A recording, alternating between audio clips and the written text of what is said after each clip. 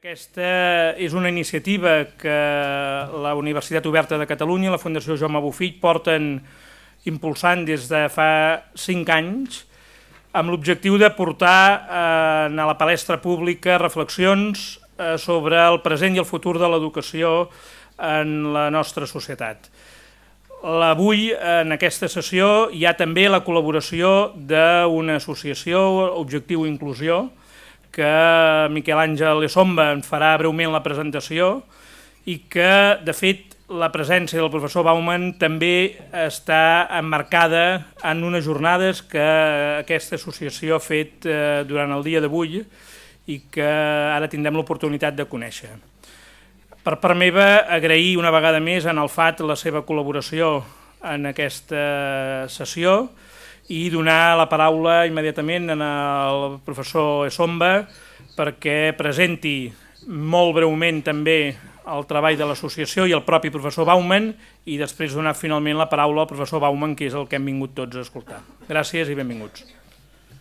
Moltes gràcies, senyores, senyors, bona tarda. En nom de l'associació Objectiu i Inclusió vull donar-los també la benvinguda més cordial a aquest acte que hem organitzat conjuntament amb la Fundació Jaume Bofill i amb la Universitat Oberta de Catalunya. Certament, la presència de Zygmunt Bauman entre nosaltres és el resultat de la suma d'esforços a partir de diverses iniciatives. D'una banda, del seminari que Objectiu i Inclusió porta celebrant des d'aquest matí al voltant de la societat inclusiva, del qual les paraules del professor Bauman en seran la seva cloenda, i de l'altra, la celebració dels debats d'educació organitzats per la Fundació i la UOC, als quals nosaltres els hi volem manifestar el nostre més sincer agraïment d'haver volgut col·laborar amb una associació tan petita i modesta com la nostra. Tanmateix, per tal d'aclarir alguns dels dubtes que els hagin pogut aparèixer pel que fa a la naturalesa i les funcions d'aquesta nostra entitat, els hi voldríem plantejar unes diapositives breument en 2 minuts perquè sàpiguen una miqueta més qui som.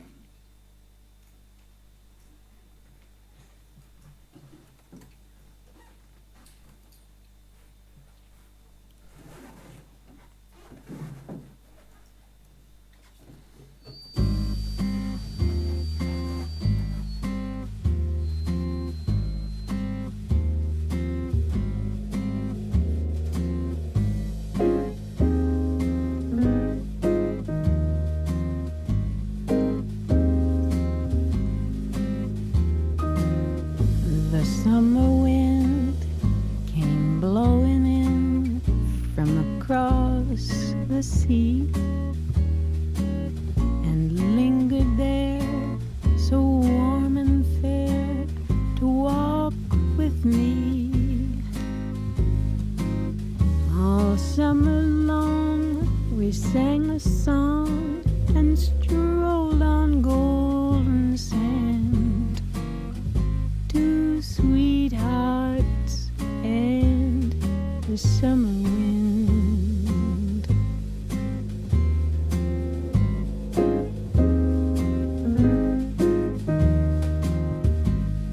Like painting kites, those days and nights went flying by.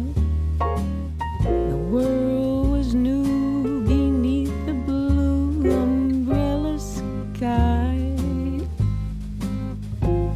Then softer than a piper man, one day it called to you, and I lost you to the summer wind.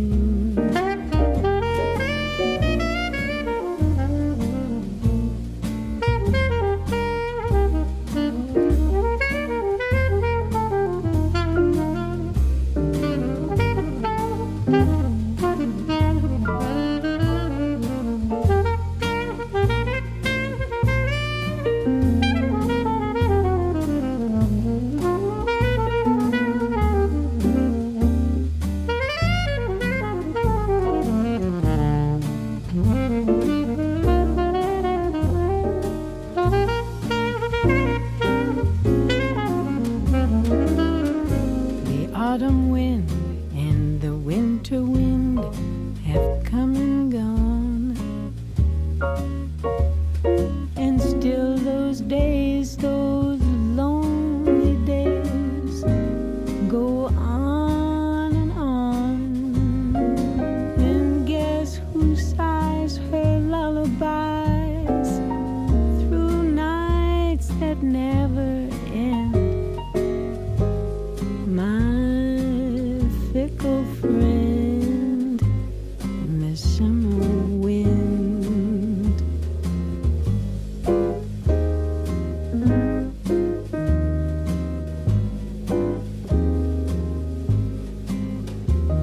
The summer wind.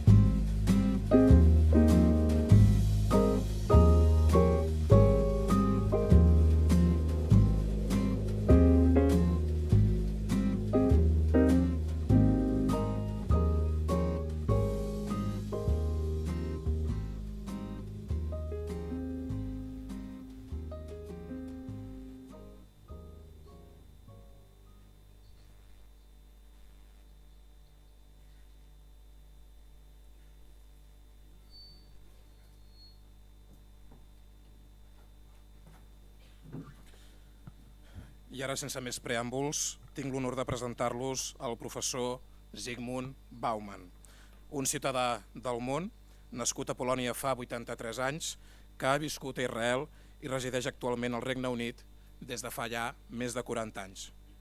No exagero si afirmo que estem davant d'un dels sociòlegs més eminents i reconeguts de l'escenari internacional, el qual ha generat una producció científica materialitzada en 57 llibres i més d'un centenar d'articles publicats en revistes de prestigi.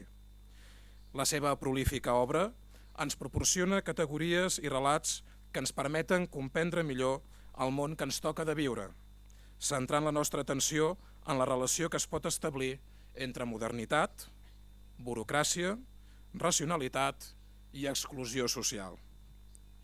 Les seves tesis són tota una inspiració per a molts investigadors socials i també per a professionals que s'hagin de comprendre les contradiccions de les societats actuals. En concret, és Bauman qui ens ha aportat la metàfora de la societat líquida, per comprendre els sistemes de relació, els processos i les condicions pròpies dels nostres entorns socials. Darrere de les seves paraules podem trobar les influències dels seus professors, com ara Stanisław Ossowski o Julian Hochfeld, i en especial l'empremta del pensament de Gramsci. Tenim entre nosaltres, doncs, un científic social de primera línia, però també una persona excepcional. Un ser humà amb una biografia marcada pels horrors de la guerra, per les confrontacions ideològiques pròpies del segle XX. Una persona que no s'amaga del seu compromís intel·lectual i vital amb els desfavorits i els exclosos. Tot un model per les persones que creiem, per exemple, en la igualtat indiscutible dels ciutadans i les ciutadanes, en el profund valor públic de l'educació. Avui, el professor Bauman pronunciarà una conferència que porta per títol L'educació en un món de diàspores. Professor Bauman, teniu la paraula.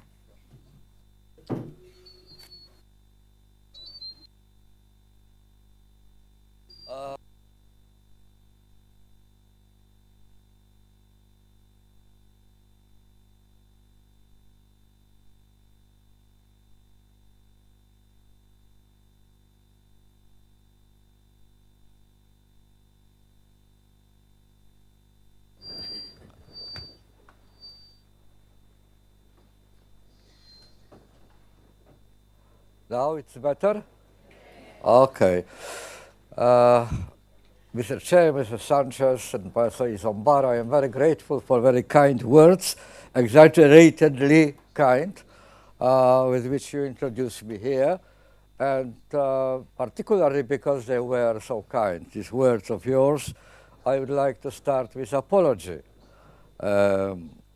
Foundation Jaume Bofill works towards very noble objectives and very difficult objectives. You know the objectives, they are all listed for all of us to know, to think about.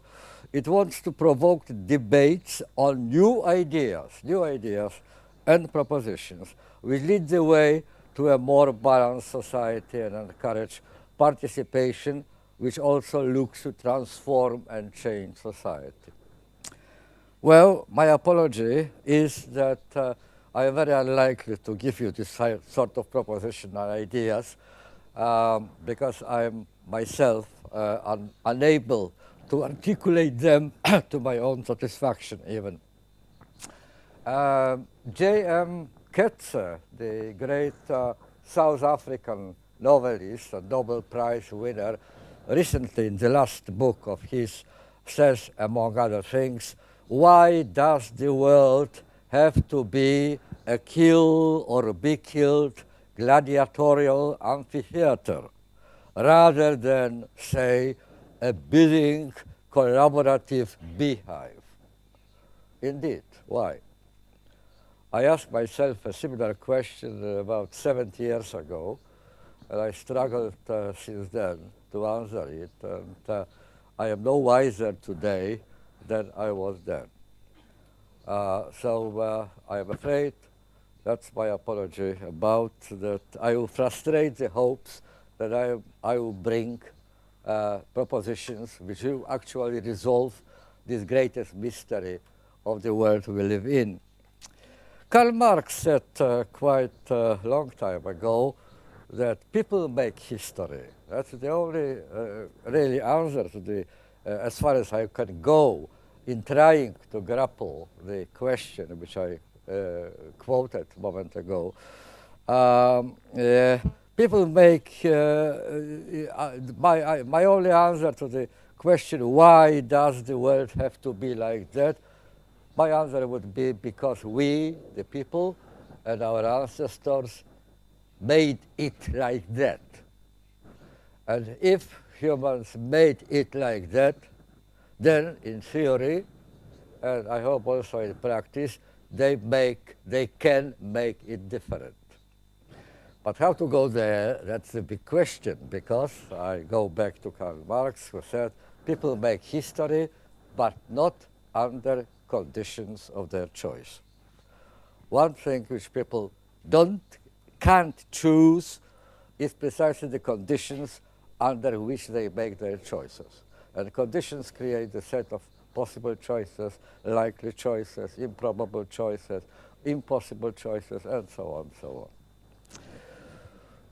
So I would like, ladies and gentlemen, instead of giving you a proposition how to go forward to a balanced society, a better society in which we live, I would like to concentrate on the conditions on which we, you and me and everybody else today who wants to make world better, must work. Conditions of our common existence here, not of our choice, I repeat, we haven't chosen them, but here we are, here it is, and from here we need to start. And I would like to focus, because you don't expect me probably in a matter of 50 minutes or so to tell you all about the state of the world at the moment. So I would like to concentrate on three issues only. One would be the question of, mentioned already in the title, diasporas, migration leading to diasporas. The second is the changing role of culture in our society.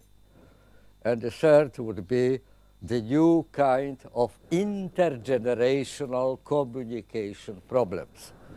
Intergenerational communication problems are the core problems of education, as you know, because education consists in one generation trying to convey their experience, their knowledge, or whatever they consider to be their experience and knowledge to younger people.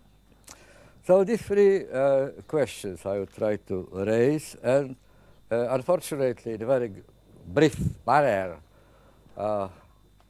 we have 50 minutes, no longer. I will start with the problem of diaspora. What is a kind of migration which leads to diaspora? It creates a situation unprecedented in history. Our problems are so grave, so difficult to handle, among other things, because very many of them cannot rely on the experience of past generations, because past generations didn't confront them, were unaware of them. And what is so unprecedented in case of contemporary migration, massive migration, billions of people move around the world, change places, and some of them change several times in their life. What is unprecedented, that it creates a situation in which one needs to reconcile oneself to the prospect of living permanently with difference, with otherness, and with strangers.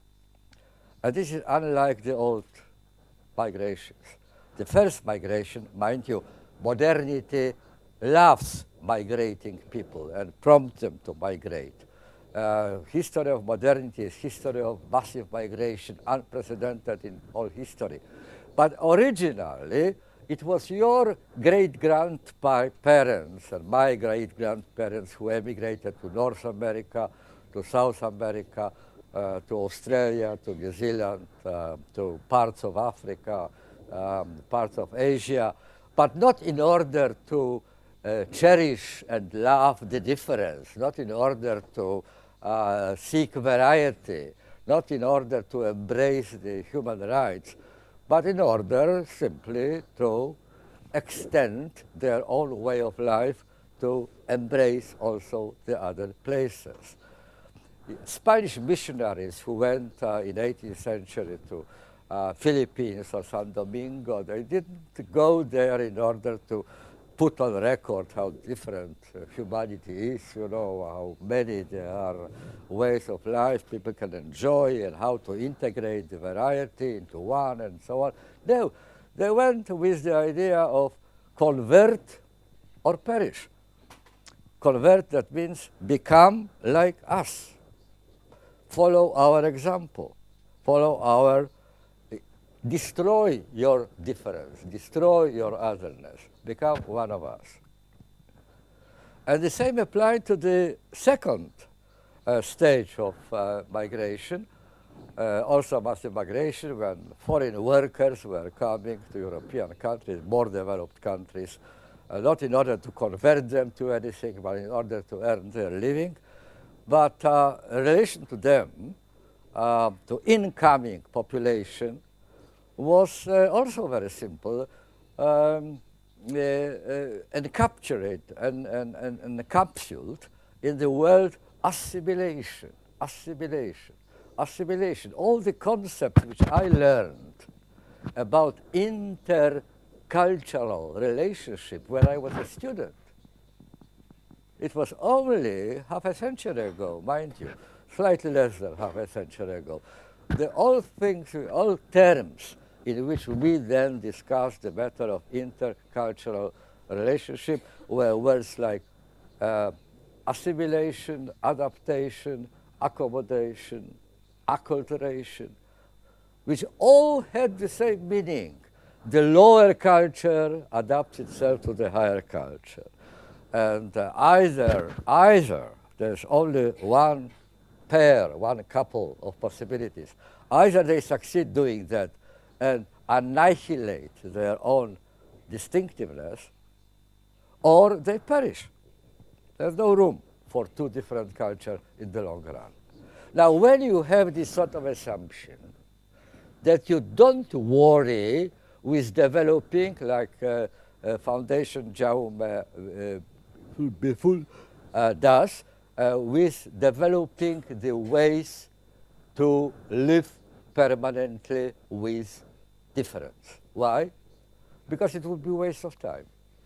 Difference is here a temporary irritant. It is here now, but it will disappear tomorrow. So why should we develop very sophisticated theories, invent ideas, propositions, and so on, to do just that?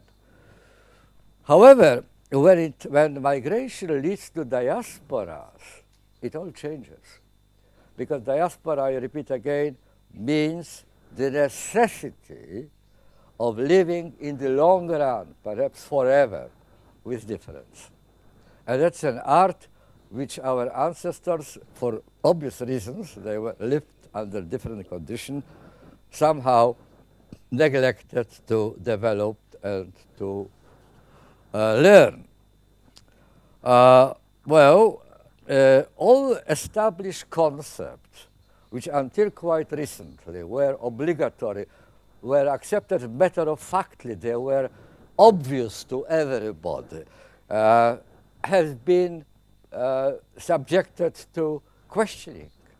Like, for example, the possibility of dual or even multiple nationality, which is the reality of people living in diasporas. Or multiple loyalty. Can one be a patriot of Britain and a patriot of Pakistan at the same time? Well, it's a very practical question, but there's no good theoretical answer to it, judging after what we inherited from the past. The question mark has been put also on such problems like the bond between identity and citizenship, between individual and territory, the place in which individual lives, between neighborhood and belonging. This concept, this pair of concepts, seems to be naturally, very intensely, very intimately associated. They don't any longer. They may be considered and practiced separately from each other. Mind you, Professor Isambard rightly mentioned here in this demonstration the problem of human rights. Human rights is the slogan of ours now. But human rights is exactly the opposite of the concept of assimilation. If you scratch the idea of human rights, what you find beneath, underneath, what is the content of it? It is the right to be different and the right to be respected for being different. Not criticized, not censored, not persecuted, not discriminated against, but actually respected for this. Well, that's the situation which we now have. I quoted in this printed paper, which I won't repeat what I said in printed paper, but this quotation I think is very important to illustrate what I have in mind. It is taken from Jonathan Rutherford, based on his very, very sharp eye, he's a very good observer. So he really saw further than most other people do, and he accumulated experience of living in a typical big city consisting of, London consists, according to latest calculation, of 180 diasporas. People belonging to a specific culture and not intending to abandon it, wanting to retain this complex of their habits, traditions, ways of living, ways of thinking, adding only to it also loyalty to the country to which they came. So how he summarized that? A neighborhood of different communities, some with networks extending only to the next street, others which stretch across the world. It is a neighborhood of porous boundaries in which it is difficult, listen carefully, difficult to identify who belongs and who is an outsider. What it is we belong, it we belong to in this locality. What is it that each of us calls home? And when we think back and remember how we arrived here, what stories do we share? Mind you, you probably noticed that this report of life experience in a city of diasporas consists of questions only. There are no answers here. questions only, but questions which we consider to be tremendously crucial for our continuous coexistence together within the same territory. But because they are only questions, the world consisting of diasporas is the world of continuous battles of recognition. Battle of recognition. Recognition is the crucial slogan today. Recognition means respect me for what I am. Accept that my way of being in the world is a legitimate and respectable human, one of many humans' way of being in the world.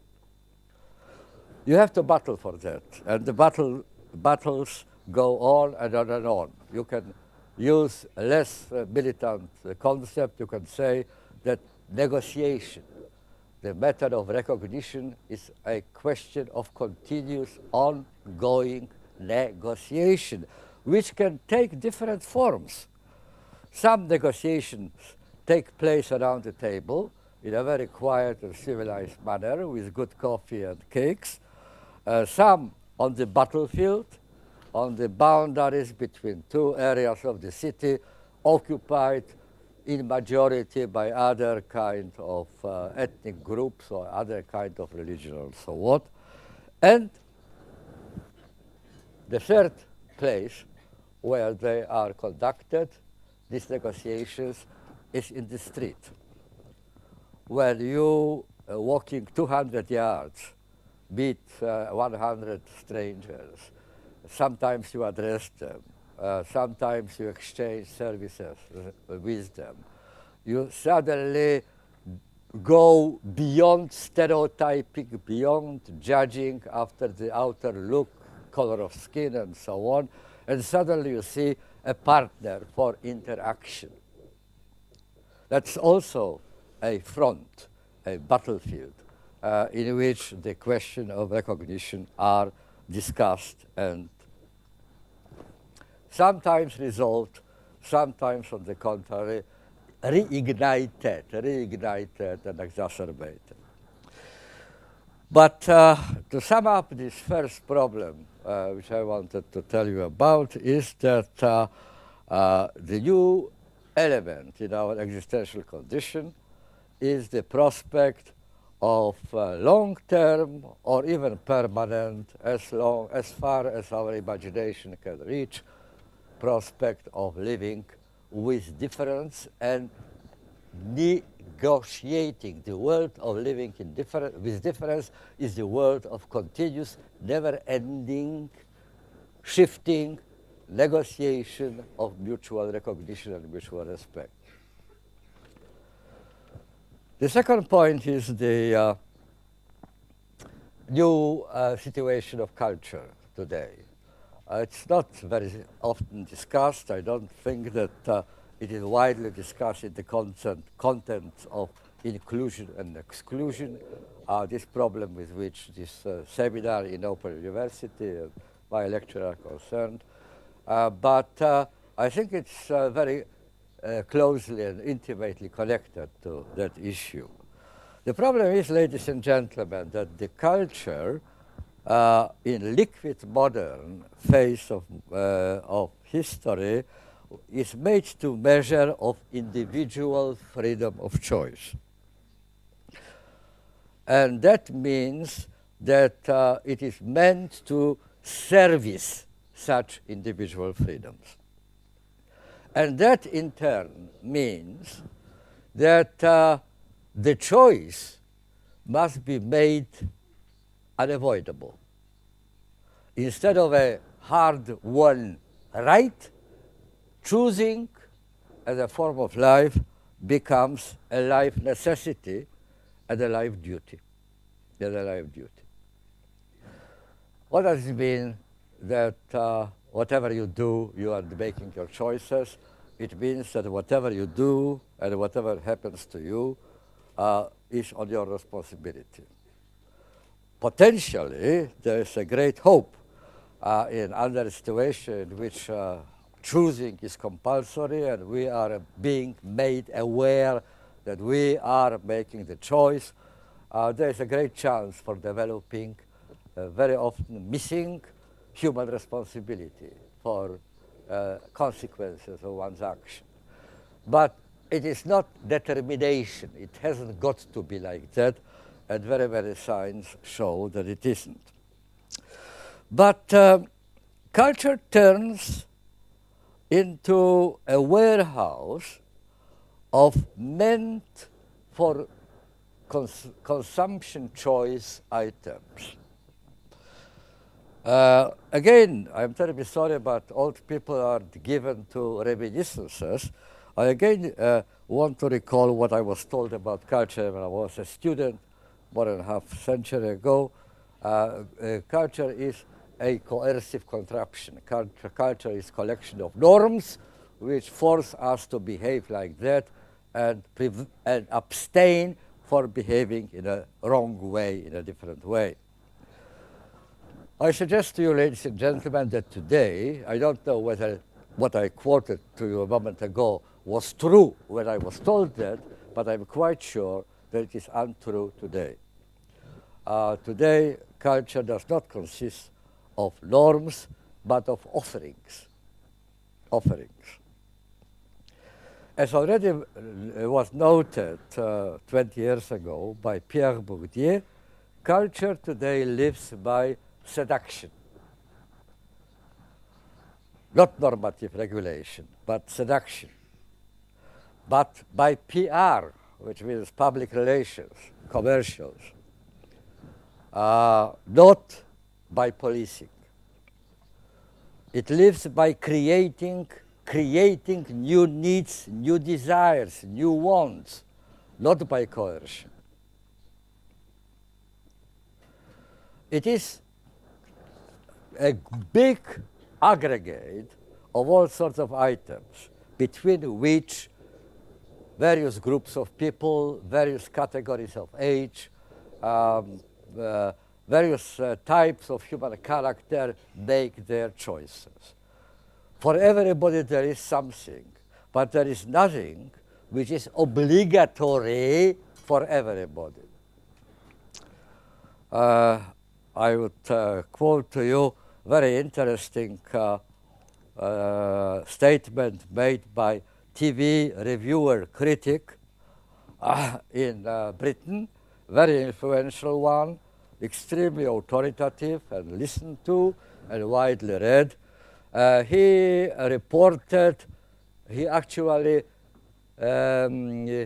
praised the New Year's Eve, last New Year's Eve broadcast on British television. Praised for what? I quote, for promising to provide an array of musical entertainment guaranteed to sate everyone's appetite. The good thing, he explained, is that its universal appeal means you can dip in and out of the show depending on your preferences. New meaning of universality.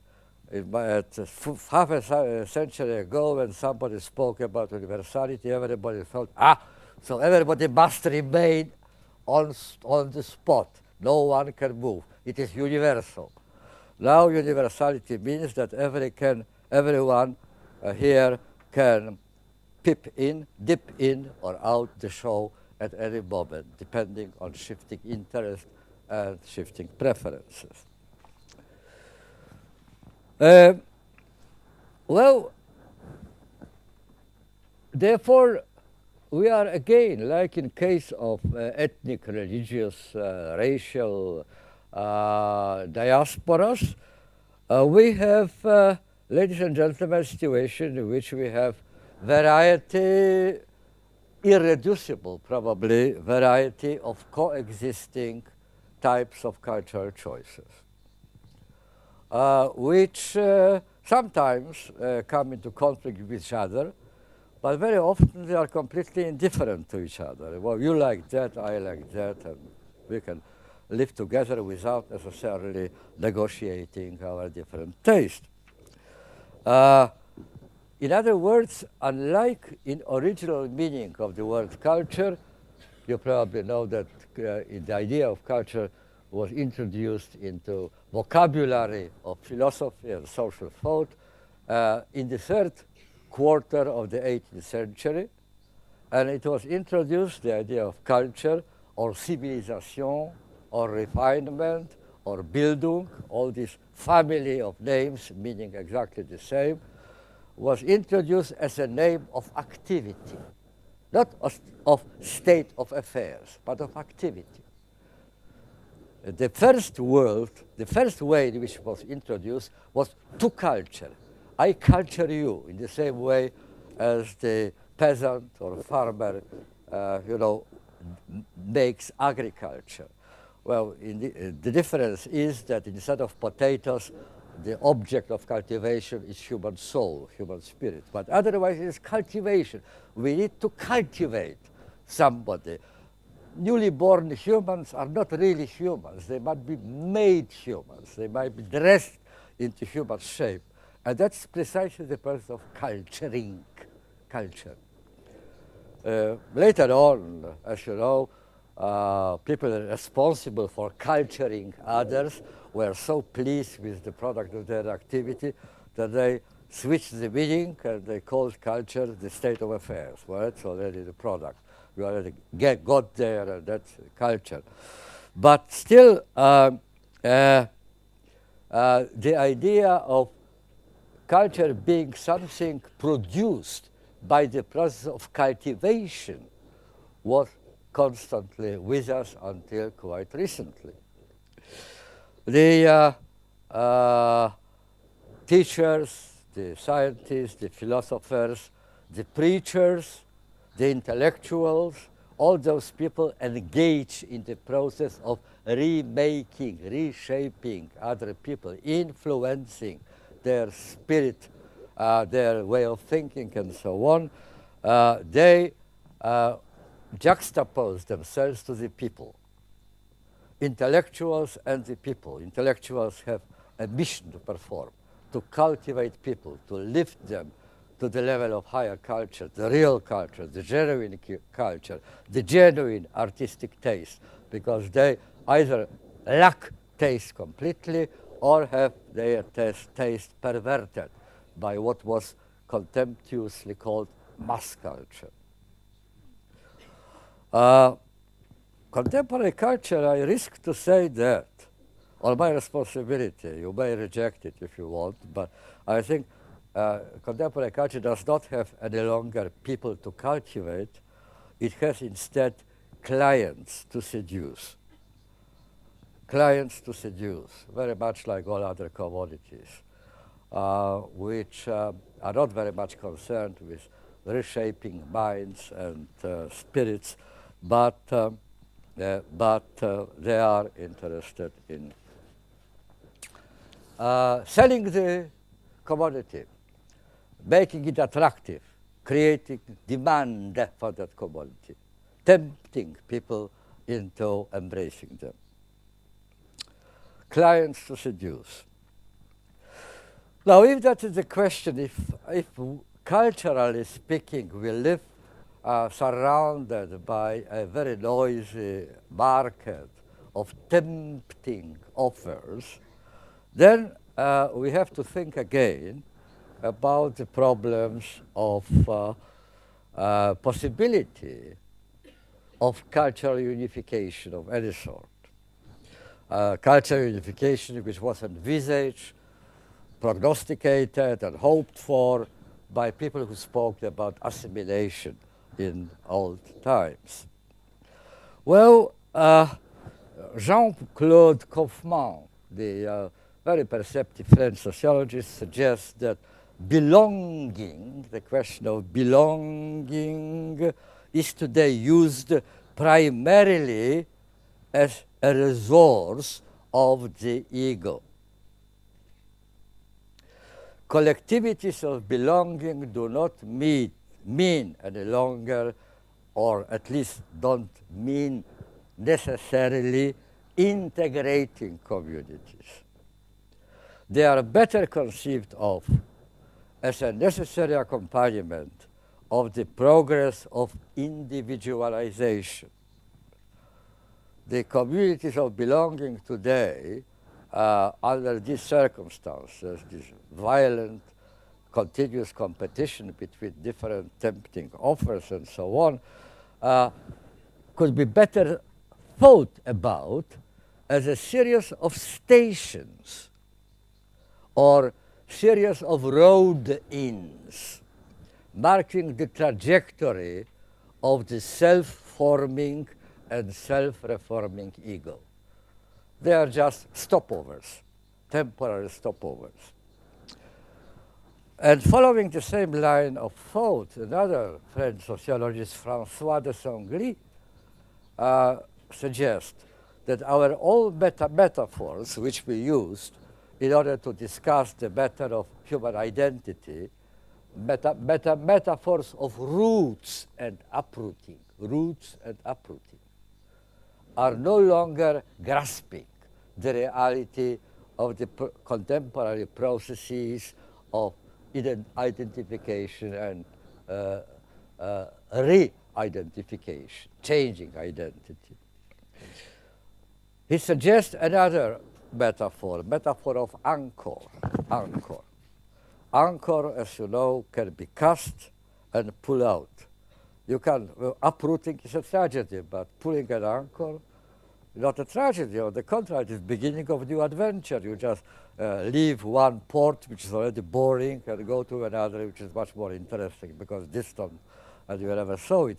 So it's anchoring, and so-called communities of belonging change their character in the sense that they potentially are becoming just temporary ports of calling.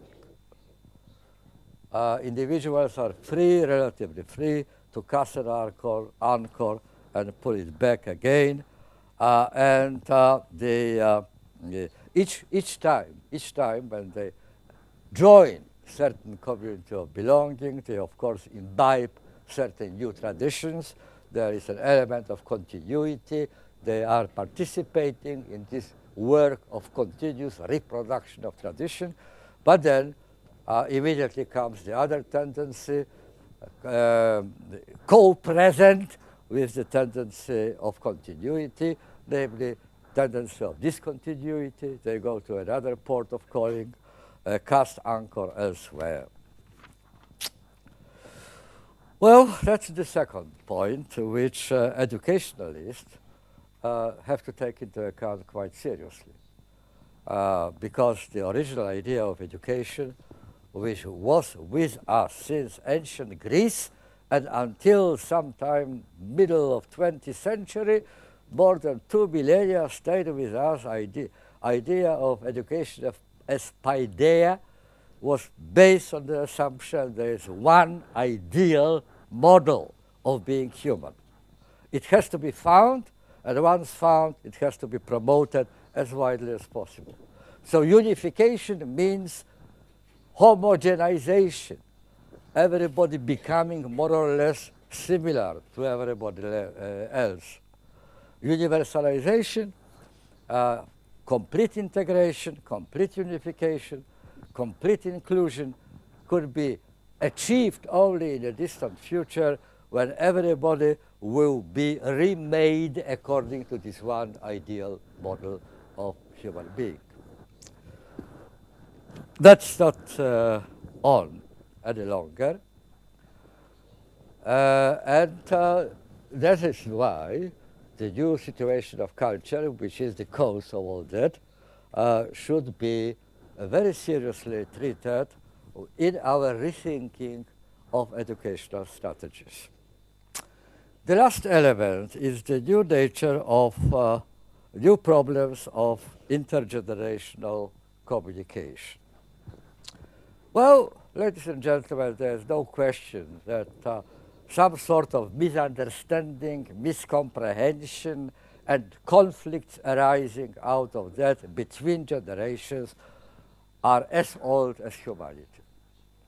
They must be there, they must be present always, simply because when you because the older generation and younger generation of every period, of every time, inhabits a slightly different world. Slightly different world. Different world, and therefore, because the world is the best educator, the conditions under which you live educate you much better than the legion of professional teachers, then you acquire certain different traits of character, traits of thinking, features of your life strategy and so on, which differs from the same things in another generation, which lived through somewhat slightly different world. So it's always a problem, and there's always some sort of mutual suspicion, incomprehension between generations. But I suggest to you that something very important happened now, in the matter of last 10 years, 15 years, something like that, with the introduction, with the division of the world which we inhabit into two different worlds, the online world and the offline world. It was never before like that. For me, this splitting of the world into two was a shock. I'm an old person, you know, so it was not my world. It's a new world. I have to explore it. I've never been here. But the younger people were already born into this world. That's for them as things should be. It is the natural world. They don't question it. That's normal. Two worlds, guided by, ladies and gentlemen, different rules. Different rules. How they influence each other, how to reconcile them with each other. The communication between older generation, younger generation never was so difficult, because can you imagine it or not? It's very difficult to imagine, I know, but older generation was born not only before MySpace, Facebook, Second Life were invented, but even before mobile telephone was invented, and the ability of sending messages, you know, with violation of spelling and, you know, and ability to produce in one day 1,000 friends on Facebook. Now, long before that they were born, and therefore to really grasp the meaning of this new world and its impact is damn difficult, damn difficult. And I'm afraid that our theory and practice of education lags behind this new situation. It didn't come yet to properly assess the kind of mentality, kind of expectations which the younger generations brought up in this divided world would probably develop.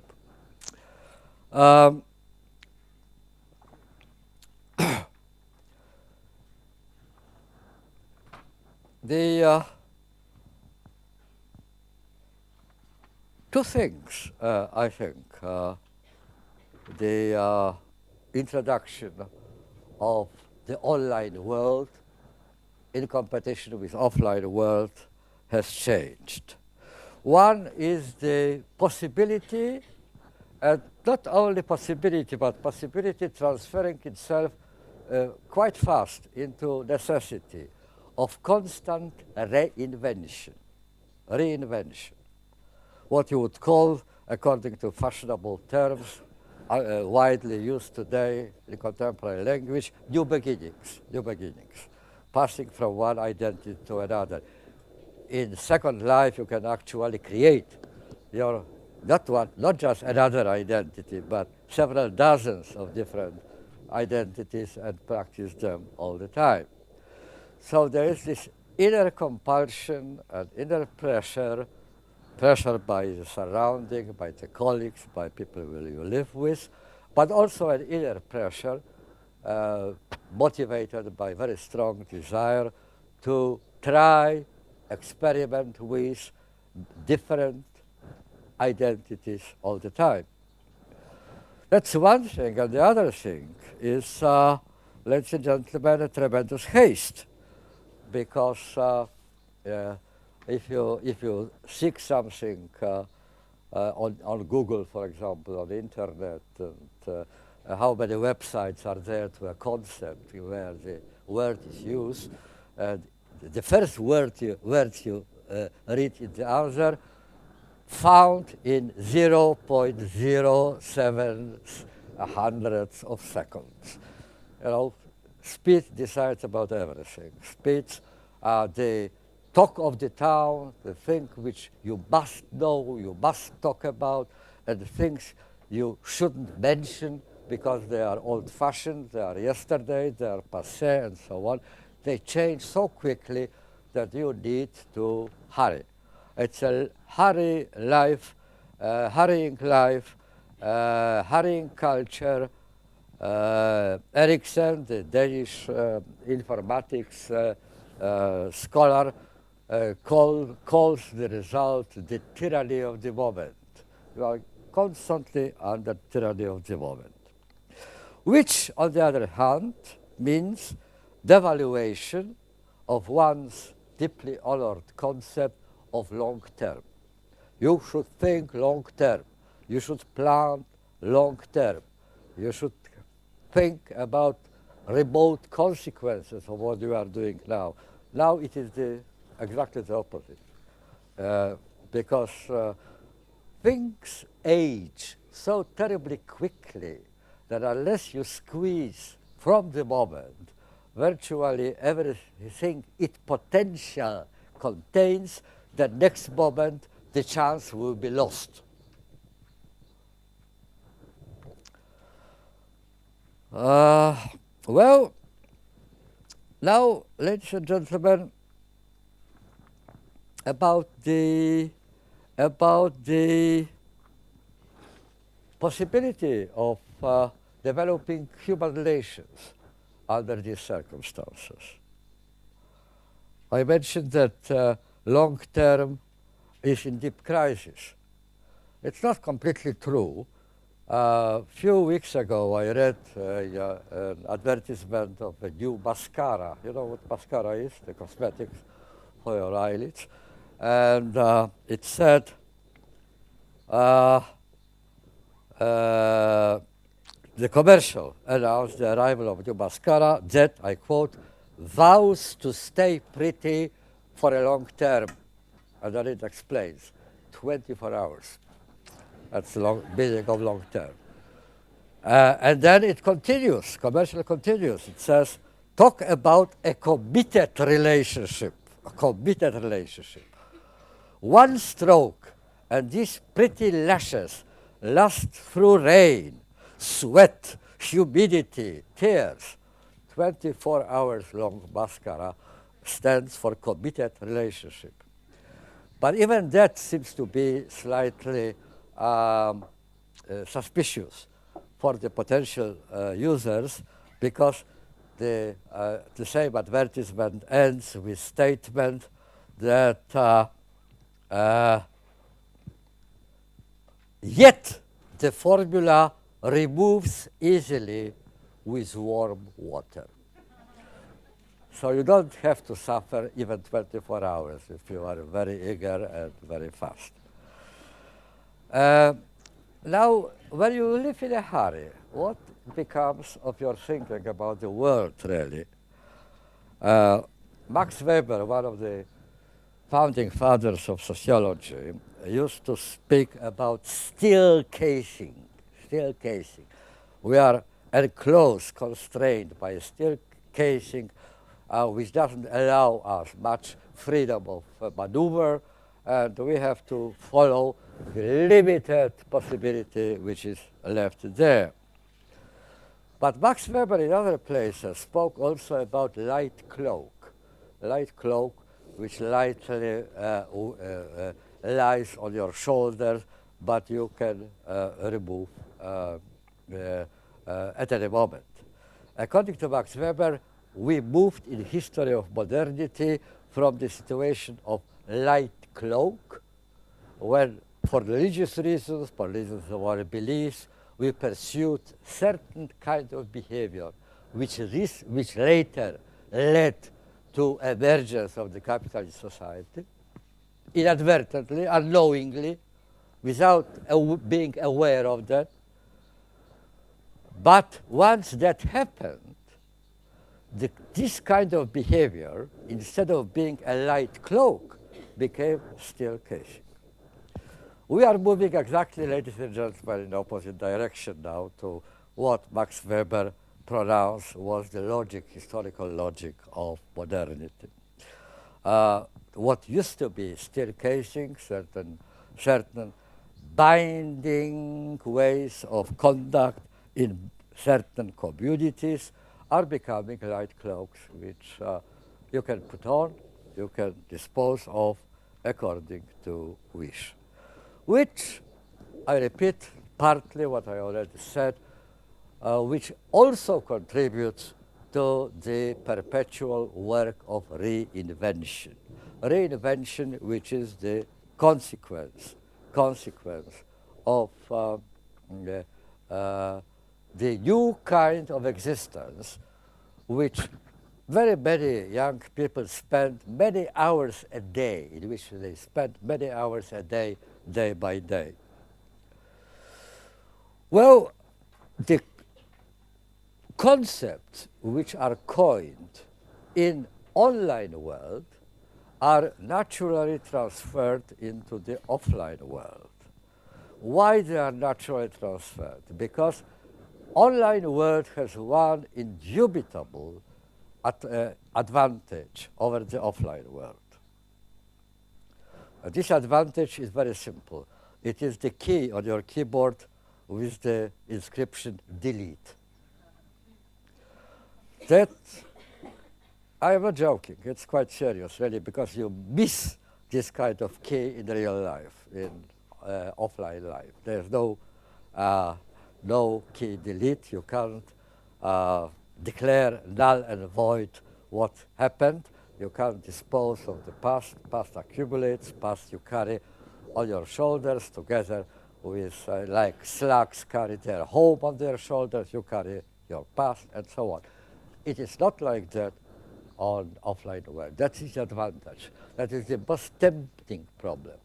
Just imagine that you found a partner on internet who doesn't meet exactly your expectations. It's not an ideal partner. You have to make a lot of effort in order to, adjust this partner to your ideal, or simply you got bored with the virtues of the partner and you like somebody more adventurous than this one. In the world online, it is a very simple operation. You just delete the messages coming from that address and don't answer them. You just delete them from the list of friends in your Facebook, and you delete it from the directory in your mobile telephone. There's nothing like that in the real life. In the real life, breaking a relationship, mind you, is a very, very thorny, sometimes very painful affair. You have to explain yourself. You have to find excuses. You have to negotiate the consequences and so on. Very messy affair. It is so simple on online. Why the rest of the world is not like that? That's the problem, you see. But the impact on human relations is potentially very dangerous. And that's, again, something which constitutes a very hard nut to bite for the contemporary educators. Why it's potentially dangerous? I already told you, concepts which had one meaning have been adopted by the online world, but imbued with very different meanings. Concepts like contacts, dates, meeting, communicating, community, friendship, old words, but given a very different meaning in online world. And when children discuss these matters using these words with their parents, they both use the same words, but they mean something very different. And hence the misapprehension, and hence the misunderstanding which proliferate. Well, what all these terms which I named are related to precisely forms of human togetherness. And they all change their meaning in the sense of passing from denoting something stable, something objectively real, something tough, something binding, as something frail, temporary, until further notice. Until further notice.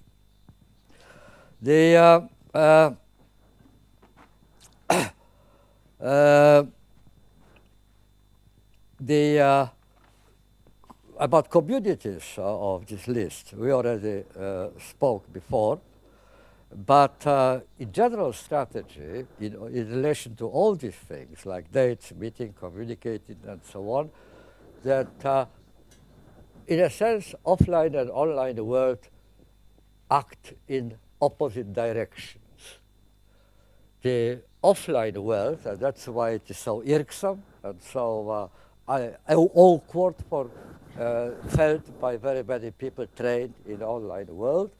And the offline world wants to limit the number of relationships in order to strengthen each one of them. It favors long-term, reliable, mutual commitment. Because the attraction of online world consists in precisely the easiness, the facility of breaking, cutting the relationship. The principle of few but strong for life human bonds is replaced by very great amount but very weak bonds, very weak bonds. The popular word of living on online, you know what it is. How do you say, how do you report to your colleagues that you spent 5 hours on internet? You would say, I was surfing. Surfing is even less committing than swimming, because when you are swimming, you just may get wet or may even sink. But surfing, you just lightly touch the surface. That is the problem. Networks, you say, instead of speaking about community. What does it mean, network? What is the difference between community and network? Community precedes human identity. You are born into community to which you belong, community which is very jealous of your belongingness. It wants you to stay there. It watches your behavior. It praises you for good behavior. It penalizes you for bad behavior, and so on, so on. And it wants monopoly. If you are also loyal to another community, you commit betrayal. It's a very, very awful thing, very awful crime to commit, really. Networks are not like that. First of all, they don't care whether you are switched on or not. You know, they are completely different. They don't have the council of elders. They don't have the court of judges who may judge your behavior. Networks constantly change their form, unlike communities. And they are kept alive. They continue to exist only by one thing, by your frequency, intensity of joining in. Networks therefore come into being and disappear from view, depending on shifting interests of people. Seeking your interest shifted, you move from one network to another. Sometimes you spend some time in one network, some other part of the day in another, and there is no conflict between these things. It's a very light sort, very soft, and very easy to terminate kind of relationship. Well, the question is, of course, that contrary to what I was suggesting, or at least I made an impression that I was suggesting, the transformations of contemporary culture are not product of introduction of internet. It's rather the other way around, ladies and gentlemen, that internet was such a tremendous success and captured imagination so powerfully because it is fit excellently to this liquid, fluid kind of modernity in which we live. It serves it very well indeed. And their fates of one and the other will be very closely connected. But there is intimate relationship, and there is also a contradiction. Like in every good marriage, as you know, sometimes partners love each other, sometimes they hate each other. It changes from one day to another. Everything may happen. In this case,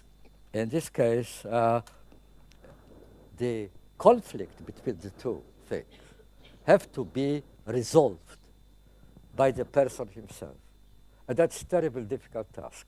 And that causes quite a lot of trouble, really, practical trouble, with colleagues, with friends, with partners, failure of your plans, failure of your desires. Sometimes what you do contradicts what you really want to achieve.